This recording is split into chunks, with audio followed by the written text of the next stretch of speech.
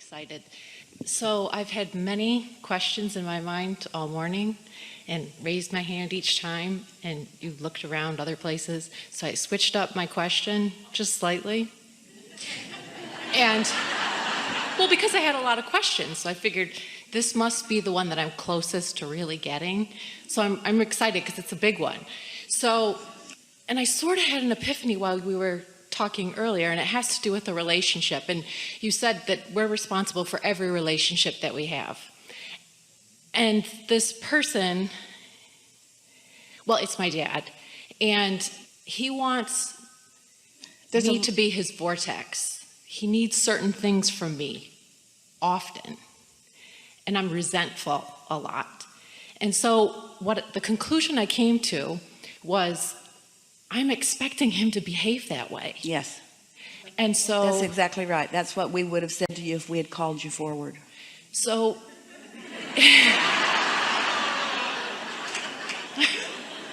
so right now I wanted. The other day Esther was listening to someone describing a very uncomfortable family experience, and as she was talking about it, and Esther could feel her discomfort. She was actually crying as she was describing it.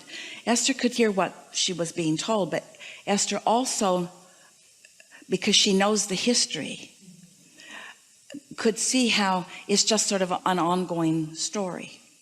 And as Esther was chewing it over with us, we began talking to everyone about paying attention to what you energetically bring to the room. Because when you rendezvous with anyone, if it's one person like your dad, or if it's a room full of people, you're bringing whatever's active within you. And what is active within you helps to activate what's potentially active in them. That's how law of attraction works. You're emitting a vibration that's looking for matches. And so if you've got a really strong feeling about something, then you're a stronger influence. And as you begin vibrating around the room, even if it's just with one person, often you are an influence in the activation of something that they've got going on. So the way it breaks down, and you nearly said these exact words to us, you do get what you expect, but that's why. And so the remedy is what we've been calling segment intending, which is anytime anything changes in a manifested moment, it's a new segment. When the phone rings, it's a new segment. When you walk into a room with different people, it's a new segment. When you take a walk by yourself, it's a new segment. When you wake up, it's a new segment. When you get in your car, it's a new segment, where the intentions vary, if only slightly, from the segment before. So when you walk into a new segment, or as you are walking into a new segment, if you can identify what your dominant intentions are, then you do a better job of bringing to the room vibrationally what you mean to bring to the room, and you can do something that is new. We started to say to you as your story was unfolding that with someone like your dad, you've got this long-standing momentum. In other words, you had a lot of opportunities for you to observe and therefore get a habit of thought going. And so you would be asking a lot of yourself to just all of a sudden not have that activated, especially when he's right there doing so many of the same familiar things that he always does.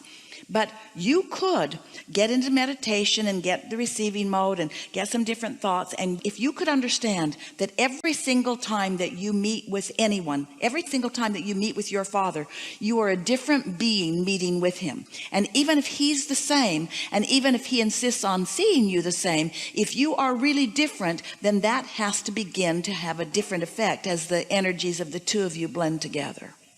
That's why we often say when you go home to those family reunions, or you go home for a holiday, that feeling of homesickness that you get is because home makes you sick. And the reason that it does is because they've got all those same vibrational expectations about you. And when you show up there, you have a very difficult time often holding your own, because what they think of you is so in the room that you better have been thinking something different, or what they think of you is going to get you, because the thoughts that you thought about yourself have never really gone away. They've just sort of become inactive until you're in this environment, when they become more active.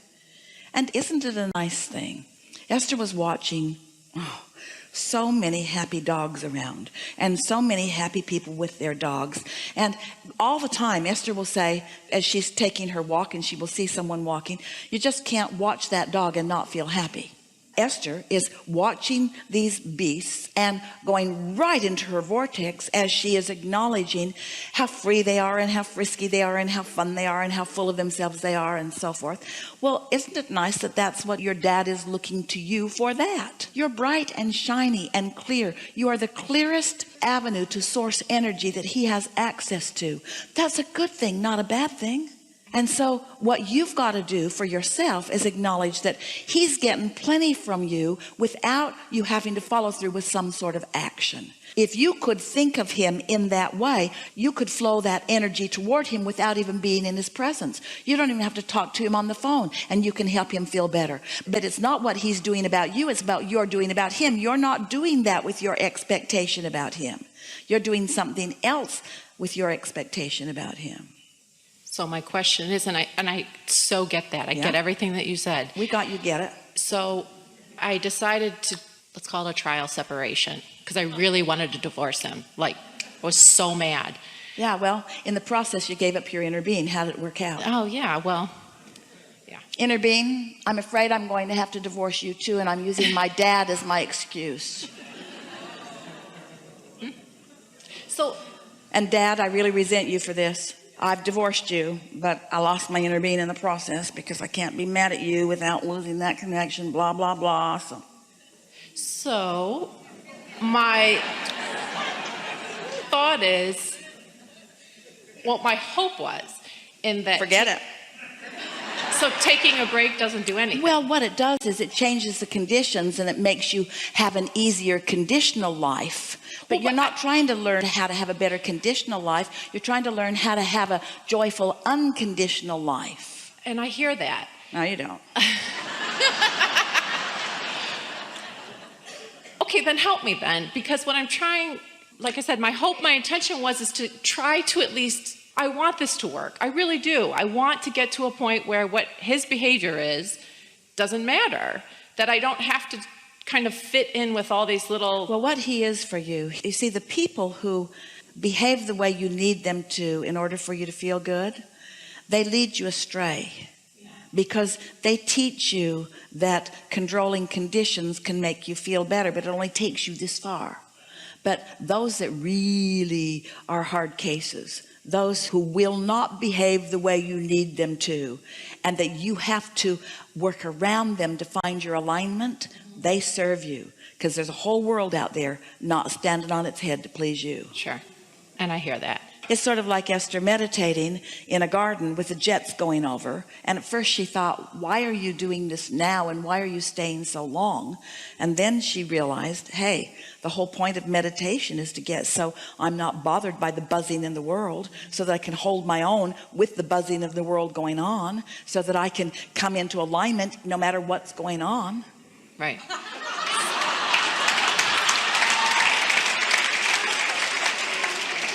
So is the advice then, I guess your advice is to sort of continue with the relationship and really work hard to try to not make that part conditional. Here's the thing.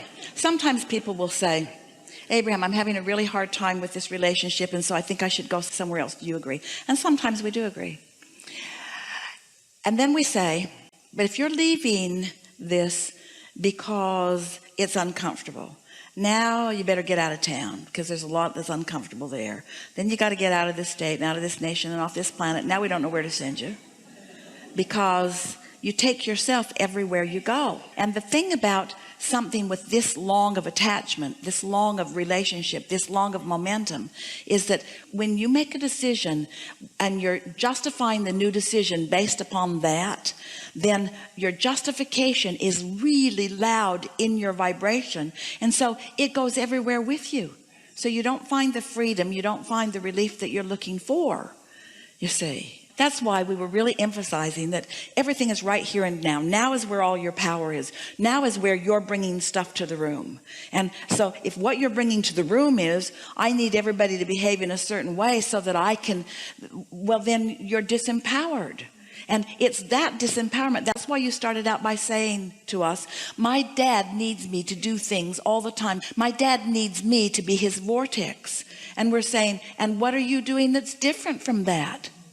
You're needing him to do something different to be your vortex. And so you're made for each other, aren't you? Yeah.